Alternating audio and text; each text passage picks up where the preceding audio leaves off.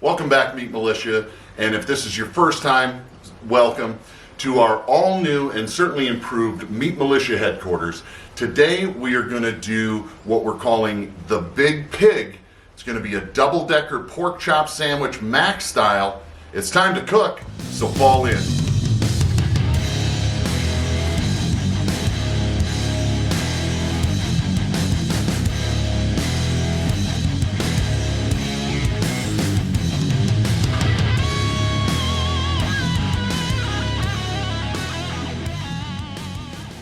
So I'm going to start with prepping the pork chops. I'm just going to open these up, pull two of these out.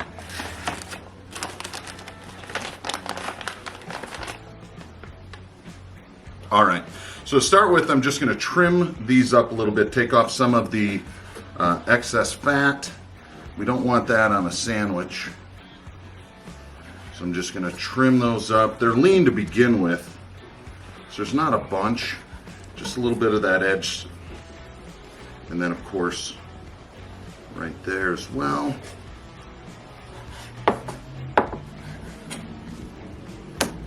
And because this is going to be a sandwich, we want to tenderize them.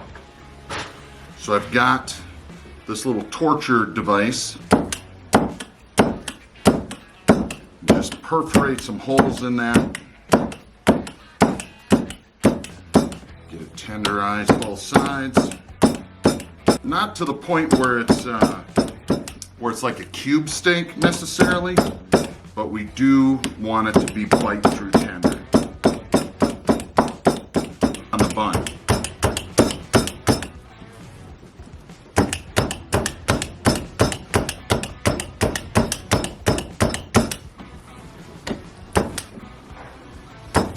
Pretty happy with that overall. And then I'm going to also just pound these out with the hammer a little bit, get them a little bit thinner. And then what we'll do, I think those look okay. It's going to hang off a little bit, but nothing I can't live with. Let me clean my hands up a little bit. We're going to season these. I'm going to cook these kind of low and slow. I want to make sure they come all the way up to an internal temperature of 160, maybe 165 degrees. So we'll get those down and then we'll start on the bacon. All right. So as I said at the opening, I found this Kentucky Bourbon barbecue rub. This is going to be the first time I've tried it. I can tell you that it smells amazing, very bourbon forward. It's got some brown sugar in there. It's got some onions, dehydrated onions, some other things. So we're just gonna hit that nice and liberally on this. Press it in. Some brown sugar. I think it's gonna complement these pork loins really, really nicely. Now, you know, I used to kind of be into the make my own rubs kind of thing, and I think I might have told you before, what I decided is there's a lot of amazing rubs out there, and I would rather try new things, kind of get outside my comfort zone a little bit, and support these local businesses, some of the small businesses, and buy their products and try them out. If you're the type that likes to make your own rubs, certainly go for it. And you know, if you want to buy a couple different kinds of rubs and mix them together, you can do that too and make a store-bought rub your own. So just do whatever you like. So now I've got the Blackstone already warmed up. It's on low, medium, low. I'm going to put a little bit of avocado oil on it, put these down, and then we'll put the bacon on the other side. Groovy? Oops. Let's go ahead and put some oil down.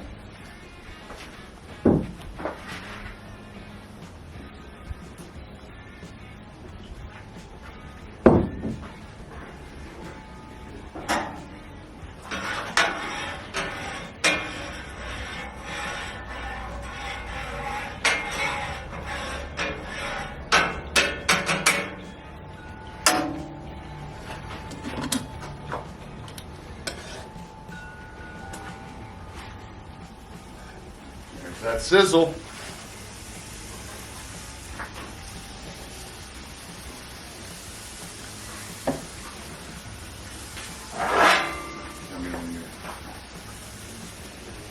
I wish you could smell this rub already. You smell the molasses, you smell the bourbon. It smells absolutely amazing. I am going to use the Blackstone bacon press on here just to keep a nice contact patch. I want to make sure that we're getting a good sear, that those don't curl up on us. Now let's go ahead, kind of clean up our station. I'll get the bacon prepped.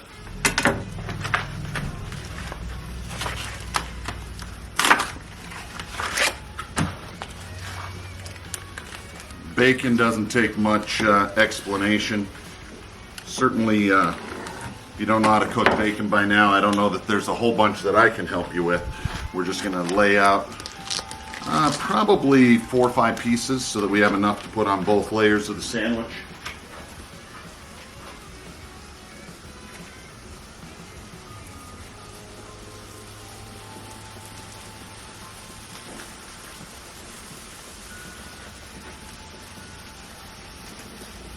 Shout out to CJ over at Blackstone Griddlers and CJ's first cooking show.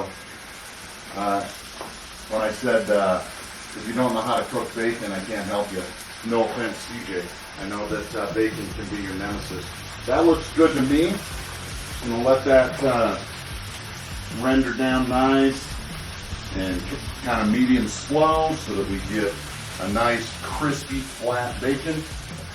Now for the slaw, it doesn't really get much easier. I just buy the bag slaw. If you want to shred your own cabbage, be my guest. I like having the carrots, the purple cabbage in there, and not have to buy, I hope that's not too much, not have to buy all the different individual components. And then we went ahead and made the dressing ahead of time. This is a pretty simple, basic slaw dressing. It's got some mayo, it's got some milk, it's got a little bit of apple cider vinegar, as well as salt, pepper, and garlic. Mix that up, let it chill in the fridge for a little bit, and we'll just toss that right over the top. In my opinion, there's not much that goes together better than pork chops and coleslaw. There's something about that combination that is just a match made in heaven. And when we were coming up with the idea for the sandwich, we thought, well, if we're going to do it Mac style, instead of the lettuce and tomatoes, or not tomatoes, the lettuce and everything else, we'll go ahead and do the slaw. It'll give us the crunch that we need and add that tang. I'm going to go ahead and add the rest. I do like mine a little bit soupy.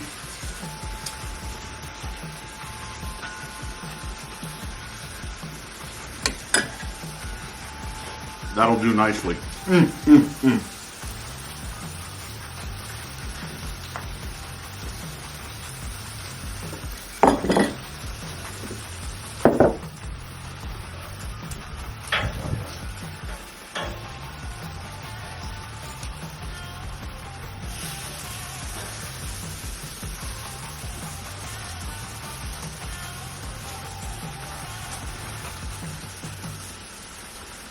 I think if the only reason that you ever bought a Blackstone was to cook your bacon, it would still be a wise investment. I tell you, nothing cooks bacon like a Blackstone grill. You tried the air fryer bacon? Ooh. I gotta say, it's a contender. Maybe not up to the part of the Blackstone, but it's still delicious. See how this looks. Oh my gosh, look at that. Look at that. That's exactly what we're looking for, folks. Nice crust. Put the crust back on there. Let that go. Now we can go ahead and prep our bun. And in about 5 minutes or so, we're going to be ready to assemble. Is that your Stein? My ale horn, Hornstein with a little bit of Monster and Mountain Dew mix in there. For the mac, obviously we need a top and the bottom, but we need a middle as well. And to make sure that it toasts up, I don't know if this is going to be worth it or not, but we're going to try and just shave a little bit of that crust off of there so that we get a nice toast all the way around. Come on, Dal Strong for the win. Come on, Dal Strong for the win. Look at that. That's what we want. Looks good. Better than I can do. Yeah. Then we're going to hit it with a little mayonnaise. You can use mayonnaise, you can use butter. It's your choice. I know the Wall twins did a little comparison to try and decide which was better. And they decided they were both great. So I'd say use whatever you like. I like mayonnaise on some things. Certainly I use butter all the time on other things. Whatever you're going to use, make sure it's edge to edge so that you get a nice golden brown toast. GBD? GBD. Wall twins, golden brown, delicious. And I'm going to put these down over on the cool side. Let them start to get happy.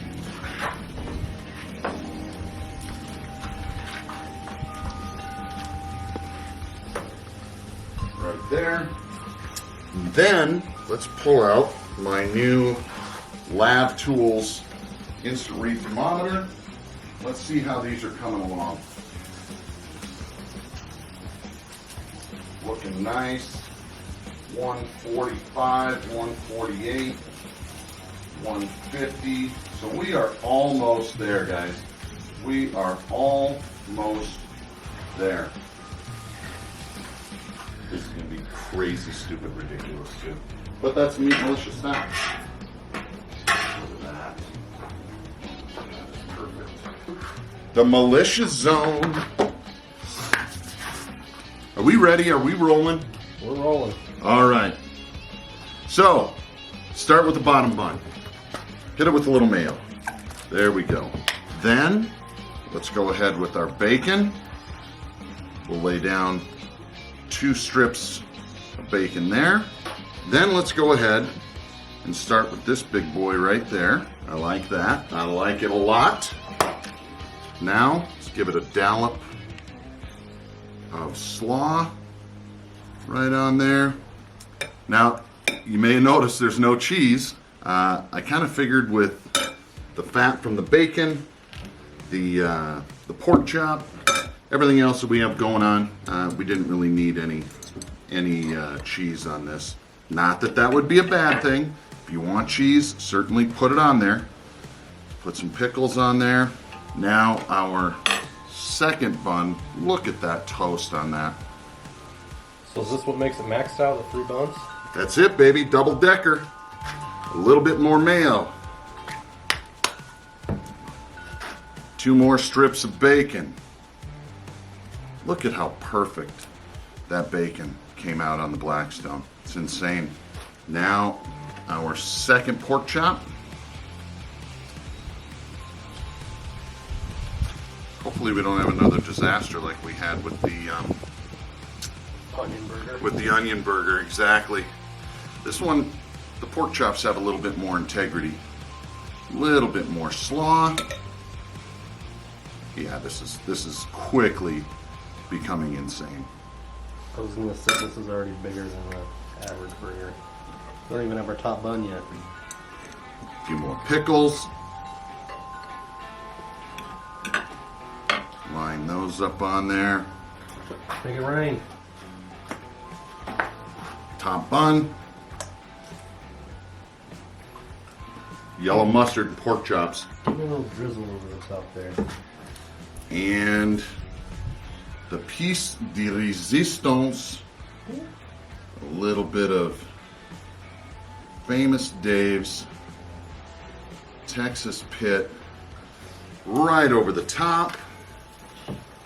Let's crown it. I've been in your waters.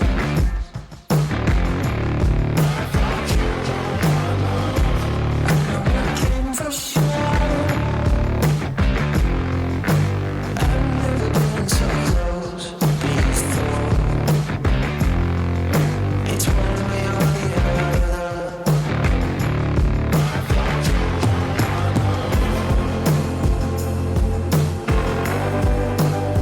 Okay, so for starters, I absolutely love the way that the outdoor space came together. It made this cook so much easier.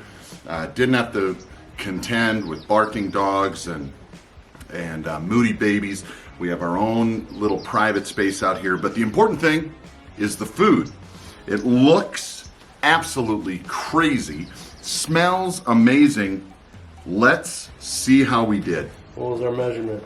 5.5? 5.5 inches tall, bacon, slaw, barbecue sauce, pickles, yellow mustard, 2 pork chops, and bourbon rub. Cheers.